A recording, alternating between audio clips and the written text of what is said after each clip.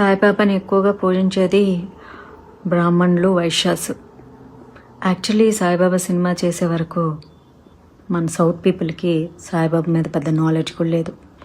ఆ మరాఠోళ్ళు ఏదో పూజించుకునేటోళ్ళు. యాక్చువల్లీ ఇప్పటికీ కూడా మీరు షిరిడి వెళ్ళి చూస్తే అక్కడ వాళ్ళ బుక్స్లో రిజిస్టర్డ్గా చాలా నీట్గా రాసి ఉంటారు. ఈజ్ ఎ ఆఫ్ఘన్ ముస్లిం అని చెప్పేసి అల్లా మాలిక్ అంటూ ఉంటారు. మనోళ్ళు వెళ్ళిపోయి భజనలు చేసుకుంటూ ఉంటారు సిగ్గు శరం లేకుండా. ముస్లింలు చాలా ఆనెస్ట్గా ఒప్పుకుంటారు, మేమైతే పూజించము, మీరెందుకు పూజిస్తున్నారు, మీకు బుద్ధి ఉండాలి, మాకు బుద్ధి జ్ఞానం ఉంది కాబట్టి మేము ఫాలో అవ్వమని చెప్పారు.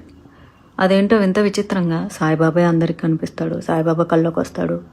కృష్ణుడు రాడు, రాముడు రాడు, వెంకటేశ్వర స్వామి రాడు, శివుడు రాడు, అమ్మవారు రారు, ఎవ్వరు రారు, కనిపించరు. దేవుళ్ళు కాబట్టి కనిపించరు. మనుషులు సాయిబాబా అంటే ఊరుకుంటాం అనుకున్నావా?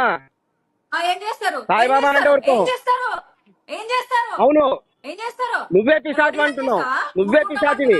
సాయిబాబాని పిశాచి అంటావు నువ్వు, సాయిబాబాని దయ్యమంటావు నువ్వు. అవును, సాయిబాబాని దయ్యమంటే ఊరుకుంటావు అనుకున్నావా?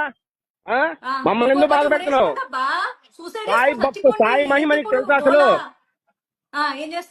భక్తుల మనోభావాలు దెబ్బతిచ్చదు. నీకు ఎవరు పూజ చేయమన్నారు? నీకు మిమ్మల్ని ఎవరు కూడా గుడికి మేము ఆహ్వానించలేదు. ప్రతి ఒక్క భక్తుల మనోభావాలు మీరు దెబ్బతీయద్దు. ఇష్టం వచ్చినట్టు మారితే 1 వే ట్రాఫిక్. ఈవెన్ జడ్జి కూడా కోర్టులో కూడా ఇద్దరి వాదనలు వినాలి, ఎప్పుడు జడ్జిమెంట్ ఇవ్వాలండి. మీరు అక్కడ 1 వే ట్రాఫిక్ అనాలా?